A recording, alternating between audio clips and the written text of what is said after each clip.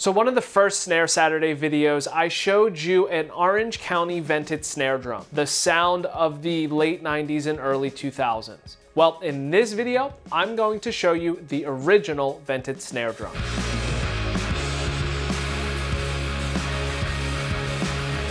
What is going on, everybody? Nick Costa here, and in this video, I'm going to show you the Ludwig Split Coliseum Snare drum. This drum was originally introduced by Ludwig in the early 80s, but Ludwig re-released it as a limited release around 2015 or so. Now, before we dive into this video, make sure you hit the subscribe button as well as the bell notification. That way you're notified of any additional content that I upload to the channel. Now, in the early 80s, Ludwig released the Coliseum Snare drum. It was an 8x14 6-ply maple shell that had 12 lugs. You had the option of having either the P85 or P87 throw-off and either triple flange or die-cast hoops. Now, a few years later, they released the Split Coliseum, which again was an 8x14 shell, had 12 lugs.